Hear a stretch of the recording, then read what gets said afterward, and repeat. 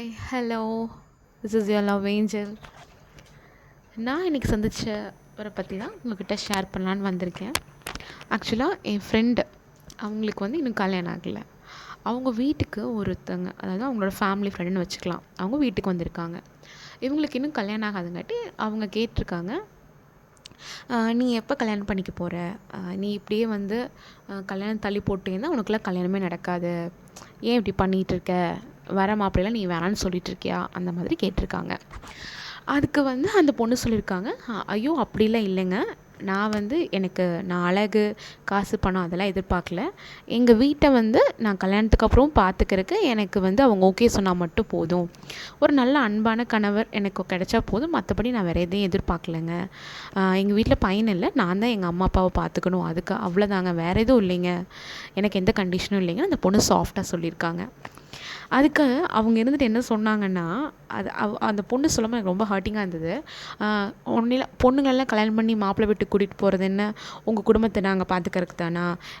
எல்லா சுமையும் எங்கள் தலையிலே போடலான்னு பார்க்குறீங்களா? மாப்பிள்ளை வீட்டை பார்த்தா அவங்களுக்குலாம் எப்படி தெரியுது?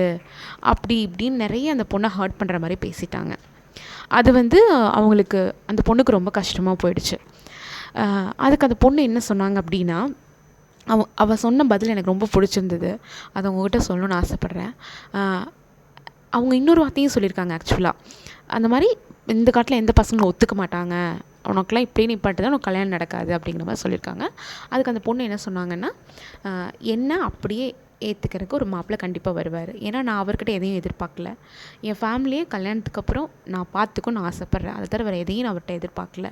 அதனால் ஏன் நல்ல மனசுக்கு எனக்கு எல்லாம் நல்லா தான் அமையும் அப்படின்னு சொல்லி அந்த பொண்ணு சொல்லிவிட்டு அந்த இடத்த விட்டு எந்திரிச்சு வந்துட்டாங்க. அவங்க என்கிட்ட சொன்னாங்க, என்ன சொன்னாங்க, நான் தப்பாக ஒன்றும் சொல்லடி. நான் என்ன சொன்னேன் அப்படின்னா, எங்கள் வீட்டில் நான் பையன் கிடையாது, நான் 2 பேருமே பொண்ணுங்க தான். ஸோ என்னோடய தங்கச்சியை பார்த்துக்க சொன்னால் அது சரியாக வராது. வீட்டோட முதல் பொண்ணு நான் தான். ஸோ நான் அது கடமை கூட பார்த்துக்கிறதுக்கு நான் என்ன நினைக்கிறேன் அப்படின்னா, என்னோடய கண்டிஷன், நான் இப்போ கல்யாணத்துக்கு அப்புறம் எங்கள் அம்மா அப்பா நல்லா படிக்க வச்சுருக்காங்க, நான் வேலைக்கு போவேன்.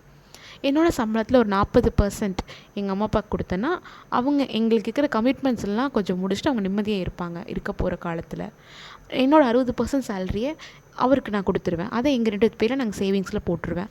அவரோட சம்பளத்தை வச்சு நாங்கள் இருக்கிறத வச்சு நாங்கள் குடும்பத்தை ஹாப்பியாக ரன் பண்ணிக்குவோம். இதை மட்டும் தாண்டி நான் ஆசைப்பட்றேன். ஒரு பொண்ணாக நான் இதை ஆசைப்படல, என்ன தப்பு இருக்குது? ஏன் எல்லாம் இப்படி பேசுகிறாங்க அப்படின்னு சொல்லி லிட்டரலாக ஷீ ஸ்டார்டட் டு க்ரை. நான் சொன்னேன், எல்லோரும் ஒரே மாதிரி இல்லை. இந்த காலத்தில் எல்லா பசங்களும் புரிஞ்சுக்கிற மாதிரியும் நம்மளோட தேவையான கோரிக்கைகளை அக்செப்ட் பண்ணுற மாதிரி தான் அவங்க இருக்காங்க. ஸோ இதை நினச்சலாம் நீ பெருசாக ஃபீல் பண்ணாத. நீ ஆசைப்பட்ட மாதிரி உனக்கு ஒரு நல்ல மாப்பிள்ளை வருவாங்க. நீ எப்படி அடுத்தவங்களை எப்படி அக்செப்ட் பண்ணிக்க ரெடியாக இருக்கையோ, ஒன்று அக்செப்ட் பண்ணிக்க கண்டிப்பாக அவங்களும் ரெடியாக இருப்பாங்க, நீ கவலைப்படாத அப்படின்னு நான் சொன்னேன். நான் சொன்னது எந்த அளவுக்கு உண்மைனா, நான் 100% நம்புகிறேன். நீங்களும் சொல்லுங்களேன், அவங்களுக்கு பிடிச்ச மாதிரி மாப்பிள்ளை அமையுமான்னு கமெண்ட் செக்ஷனில்.